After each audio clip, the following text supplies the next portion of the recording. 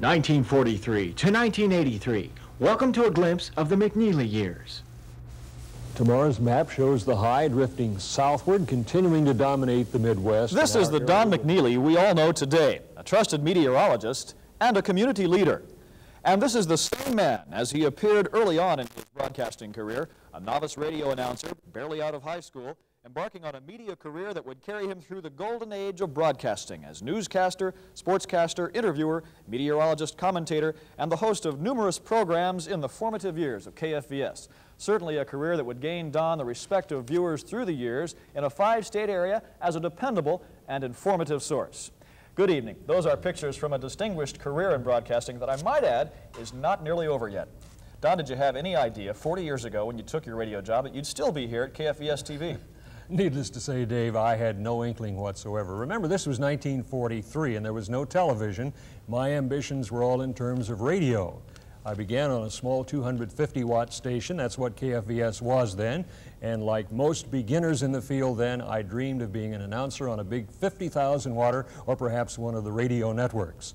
Now, if someone had told me in 1943 that I would still be working for KFVS in 1983, I certainly wouldn't have believed him, Dave. But certainly you are the most believable broadcaster in the area if there is one. That's a plus for a meteorologist. I'm not the only one that thinks so, though. Here's a lot of people that share that view. Do you ever watch Channel 12's weather? Yes, I do. You watch Don McNeely's weather in particular? Yes. Do you like it? Yes, I do. What do you like about it? Him. He's a nice guy. He really is. I can remember watching him when I was a little girl, and I like him in particular. He's a nice guy. He gives the weather good.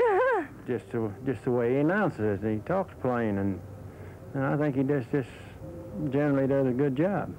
I think he gives a real detailed report. I sure do.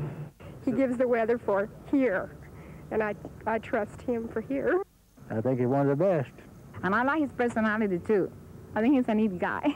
He's accurate on what he says, and we can always keep him inside us being honest about what's going to happen around us.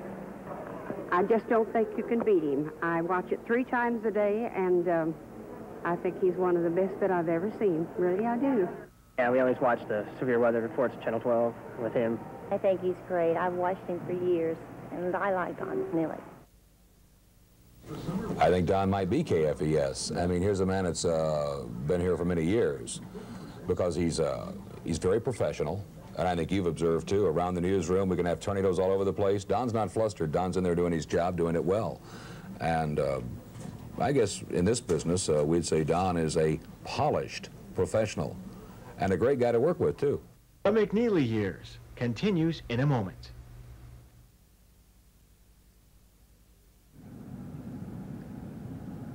Don's early childhood days growing up here in Cape Girardeau are really the best indication of how he became interested in the arts and theater and eventually broadcasting. Now there's a little house over there where back in the 20s Don McNeely was born. Dana Worth has more on the story of Don's early childhood. December 11th, 1926, Don McNeely was born in this house on Rose Street in Cape Girardeau. And it wasn't known then, of course, but Don McNeely would make his mark on Cape Girardeau and the area. Donald Tant McNeely was the first of 4 children born to Mildred and Archie McNeely, and according to his mother, he was a very good boy from the start. Well, I think he was a very good little boy. He didn't give us any trouble at all. I think being in a Christian home and we tried to be loving parents. There was no bickering or things of that sort. We were a happy home. Boys will be boys, though, and Don did have a few moments that only a mother could tell us about. For instance, the story of the runaway car.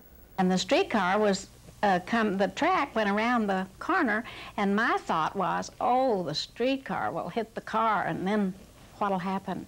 But it so happened that the streetcar wasn't coming, so there was no harm done. But that was one of the things that we scolded him for, too. But as the usual thing, he really didn't get into much mischief. The praise doesn't just come from home. Good reports about Don are voiced by his school teachers. Virginia Willer remembers Don in the first grade as if it were yesterday. Knew his whole name and his address and his birth date and age, which was a surprise to the other mothers who were standing near waiting to enroll their children. And I soon found out that Don was a leader among children. You've often heard the old saying, let George do it. But in our room, it was, let Don do it. His leadership and outgoing ways continued throughout high school. He was a good student academically and very involved with school activities such as the drama club and the band. Dr. Charles Bond of Cape Girardeau was one of Don's closest companions during those years.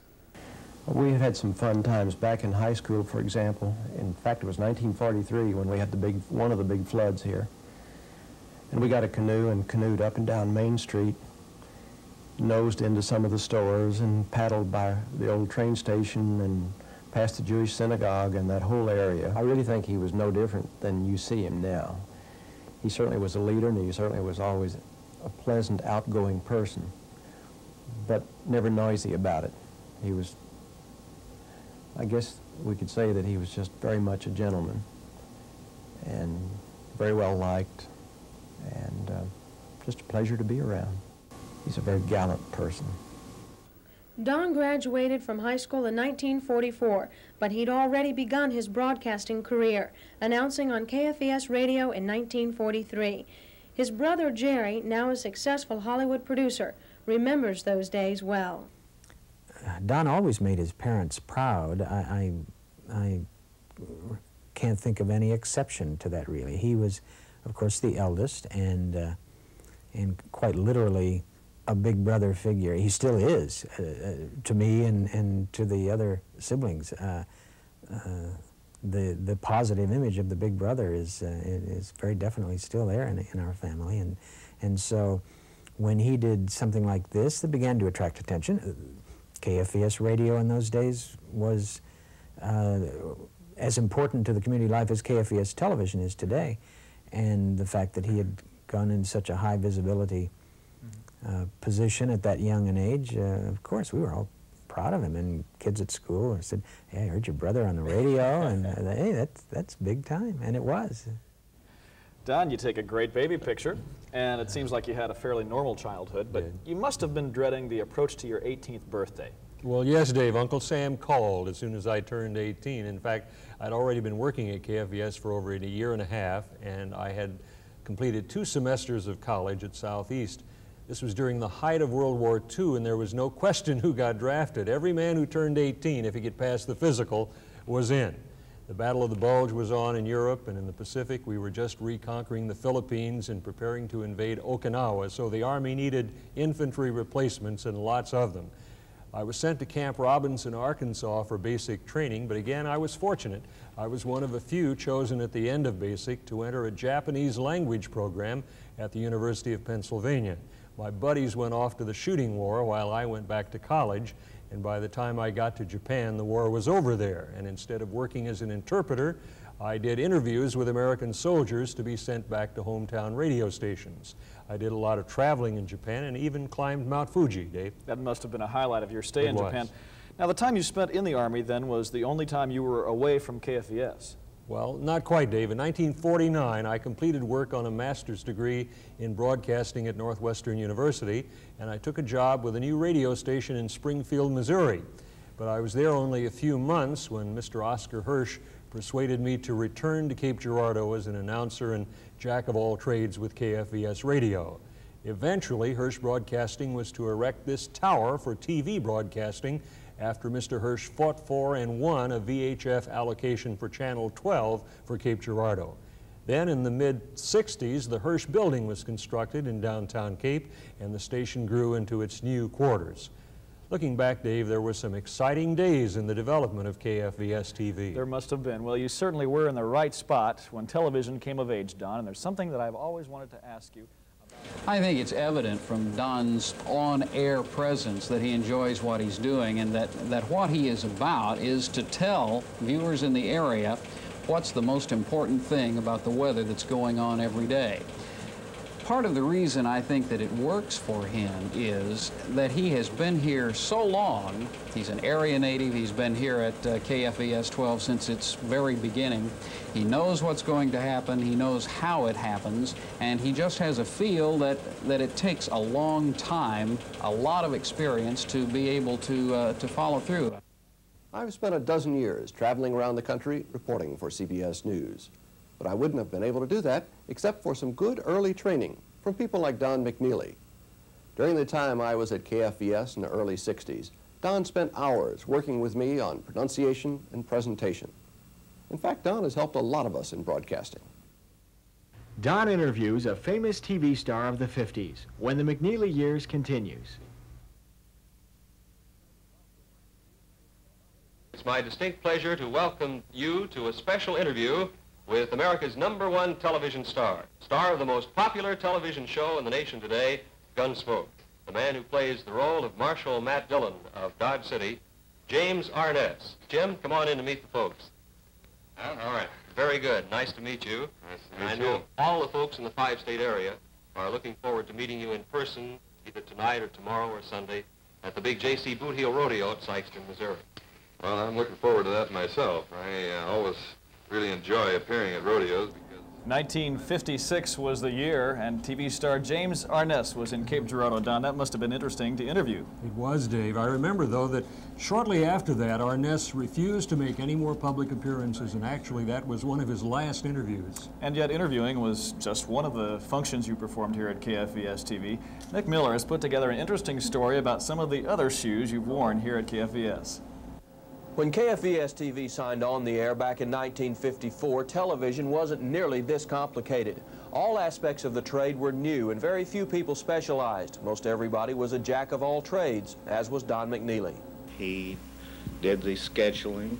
He selected the movies that would be shown. When we signed on in the afternoon, he would do the evening news. Some of those jobs kept him busy behind the scenes, but what you remember him doing came in front of the camera. The first telecast came on October 3rd, 1954. It was a simple introduction of station owner Oscar Hirsch and some station employees. Don McNeely was the host. From that first greeting, Don became one of the best-known people in the entire area. He was chief announcer for the TV station. That meant he interviewed everybody from the littlest of children to the tallest of men. James Arness. Jim, come on in to meet the folks. All right. Very good. Nice to meet you. Nice to meet you. And when it came time to dedicate the tallest building between St. Louis and Memphis, it was Don McNeely who did the dedicating. Through the years, Don was seen wearing the different styles of the different times, but there were things that remained the same. Seemed like he was a perfectionist, and he wanted to do things right, and he wanted to do the weather and the news right. And I'd say 99, 44, 100% of the time, he did it too. That smoothness came in handy because Don was talking all the time. Watch. The inside is soft, fresh, and delicious. And so is the crust. Once upon a time, there were two neighbors, Sally and Susie. They kept house exactly alike, except for one thing.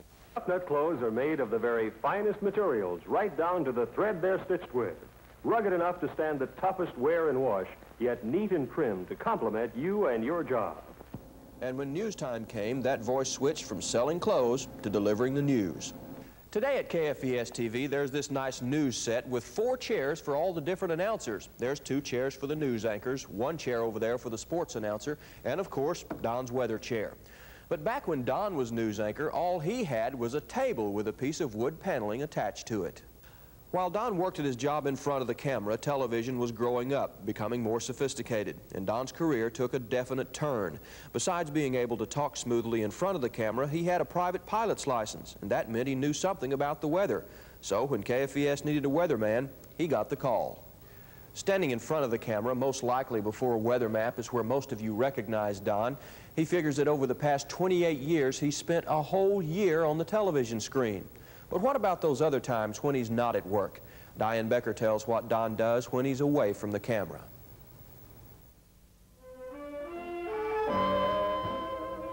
If you see my darling with somebody new, keep it a secret, whatever.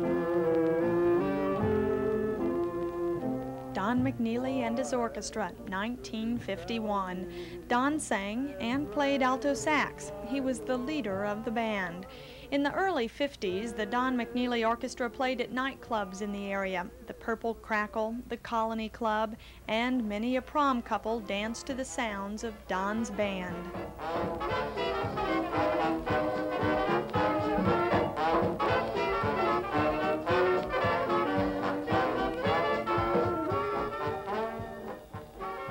They had a rule in the club that if you had one couple in the dining room, you had to play. It didn't make any difference if, you know, there was no crowd.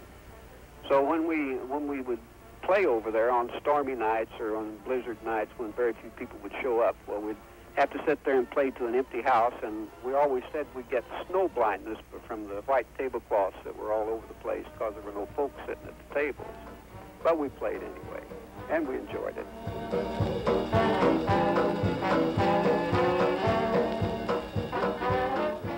Don was also a hit on the theater stage. During college, he was the lead in several university plays, and during the early 50s, Don was an organizer of the Cape Girardeau Community Theater. He played in Boy Meets Girl, Two Blind Mice. His latest acting was 9 years ago when he played Benjamin Franklin in the play 1776 at the University Theater. For that portrayal, Don won the Best Actor Award. Don also played in the Cape Girardeau Municipal Band for 12 years and was the announcer, as well as the voice of the Golden Eagles, the Southeast Missouri State University marching band. For 30 years, Don enjoyed flying as a hobby. During his college years, he got his pilot's license and picked up some basics in meteorology. Don's leadership abilities have turned up everywhere as deacon and elder of the First Presbyterian Church, as president of the Cape Girardeau Public Library Board, and he's on the board of directors of the Southeast Missouri Hospital. He's a man of many talents, and he uses them. Don, his intelligence is so substantial, and his energy and his good sense and judgment. Don would have been an excellent physician if he had chosen to go to medical school. He'd been a wonderful attorney with his communication skills, and yes, I could see him being. I could certainly see him as a jet captain. Don, you've truly accomplished a lot in front of and behind the camera, but I think it's the weathercaster in you that comes out these days. Genevieve and Perry counties in Missouri, Jackson and Perry counties in Illinois. Looking at St. Louis radar in the last 3 hours, we can see how the line of thunderstorms is moving rapidly toward the southeast, should be arriving here by about midnight. More in a moment.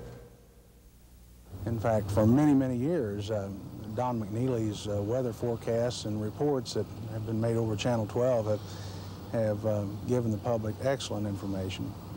They've known when storms are approaching, and then during the more graphic times, the emergency phases, why he's been right there every time.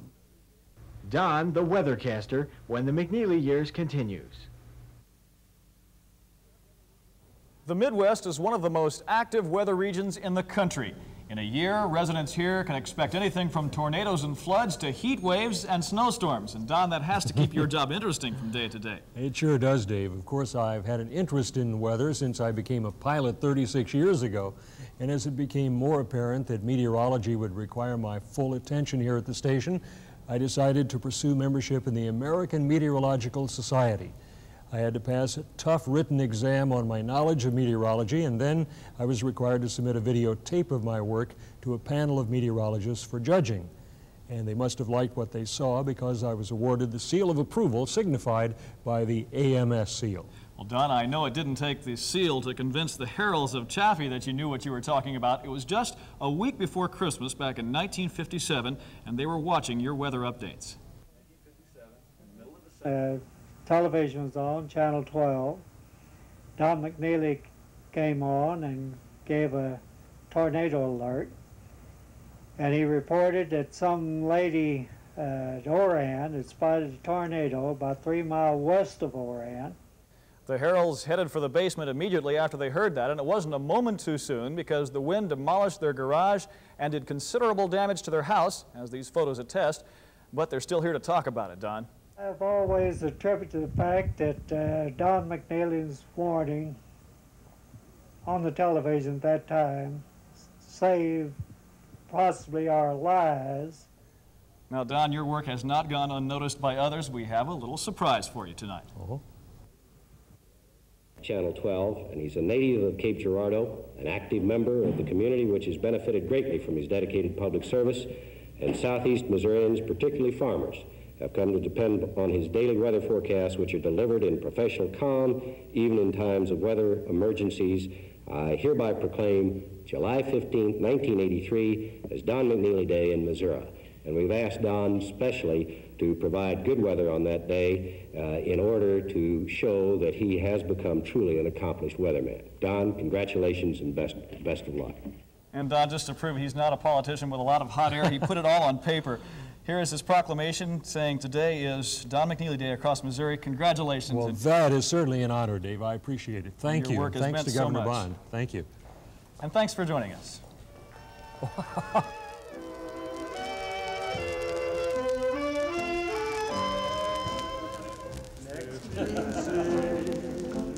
darling, with somebody new, keep it a secret, whatever.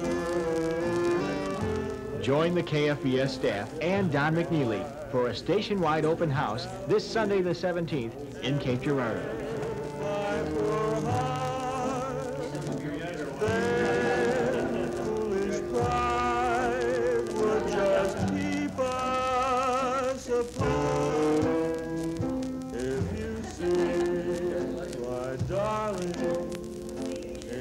Some rendezvous, painting the town with a boy.